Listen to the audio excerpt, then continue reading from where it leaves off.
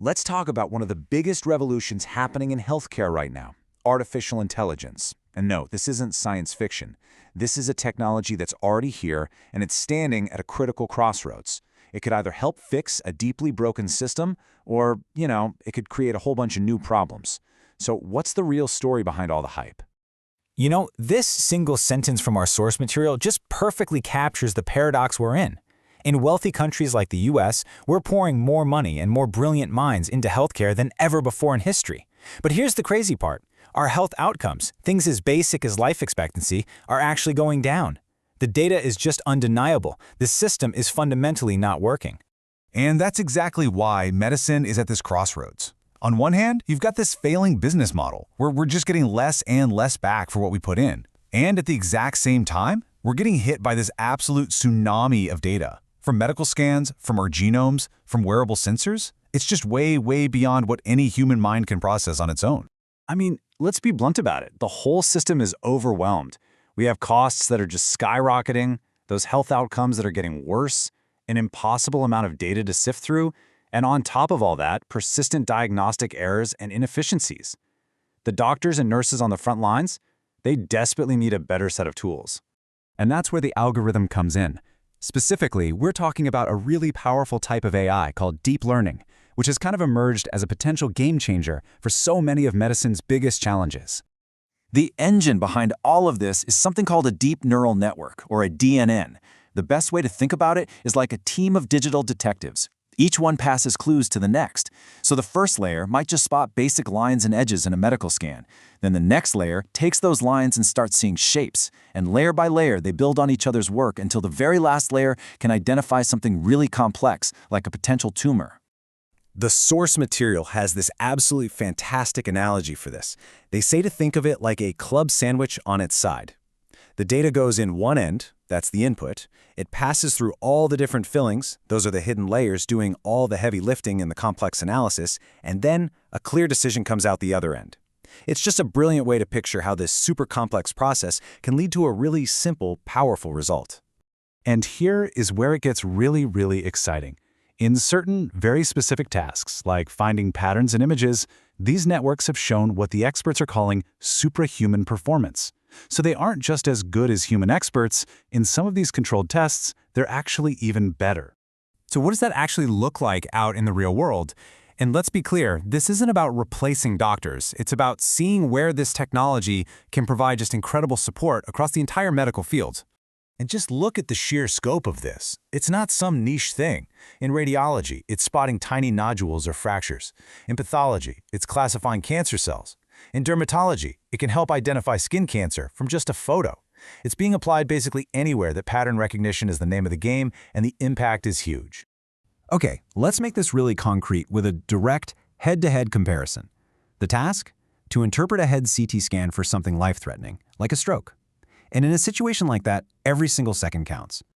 So for the AI algorithm, the time it took to come to a conclusion was a pretty stunning 1.2 seconds. Now, for the team of human radiologists, it took 177 seconds. That is not a small difference. The machine was 150 times faster. In a life-or-death situation, that kind of speed is absolutely revolutionary. But it's not just about the speed. Take a look at these accuracy scores from lab studies. A score of 1.0 is basically perfect. For detecting things like diabetic eye disease or hip fractures, these algorithms are hitting 0.99 accuracy. For melanoma, 0.96. These are world-class, expert levels of performance. Okay, so the case is closed, right? Machines are faster, they're super accurate. Well, not so fast. There is a huge, huge difference between a promising algorithm that works in a lab and a tool that actually delivers real clinical value to patients. So it's time for reality check. Which, of course, brings us to the big question that looms over this whole topic. If these machines are so good, does this mean it's the end for human doctors? The answer to that is a hard no, and this quote really explains why. An algorithm can have near-perfect accuracy in a lab setting, but that's pretty much meaningless if it doesn't actually help a real patient in a real hospital. This is what experts call the AI chasm, this massive gap between how well it performs in the lab and whether it provides any real-world clinical benefit. And to get across that chasm, an AI tool has to survive a really grueling journey. First, you have the lab, proving it works on a clean, perfect data set. That's step one. And frankly, that's where most of the headlines you read are coming from. But then, it has to be proven in the messy, complicated reality of an actual hospital. And then finally, it has to be integrated seamlessly into a doctor's daily workflow.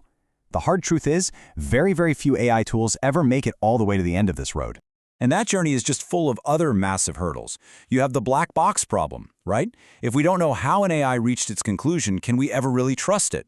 Then there's algorithmic bias. An AI trained on data from one group of people might be dangerously inaccurate for another, and that's not even getting into the huge concerns around data privacy and, let's be honest, a culture of hype that often promises way more than the science can actually deliver. So, where does all this leave us? Well, the future isn't some battle of human versus machine. The real future is one of symbiosis, a true partnership that could elevate everything that's possible in medicine. Our source uses a perfect analogy here: the levels of self-driving cars. Now, level 5, that's full automation, no human driver needed. That's the robot doctor that so many people fear. But that's not the goal. The real target is level 3, conditional automation. In this scenario, the system drives and monitors the environment, but it absolutely relies on a human clinician for oversight, for backup, and for that critical judgment. The human is still the pilot. And this synergy is really where the magic happens. Machines are just brilliant at the things we humans find difficult: tireless, rapid-fire analysis of enormous data sets. But humans provide everything that machines can't: empathy, nuanced judgment in really complex situations, and, the essential qualities of ethical oversight and accountability. They perfectly cover each other's weaknesses.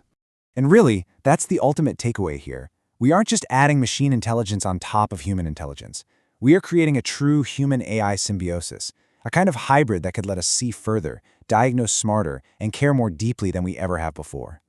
This isn't just about better medicine. It's about redefining what's even possible for human health. The real question is no longer if this will happen, but how we're all going to choose to build this future together.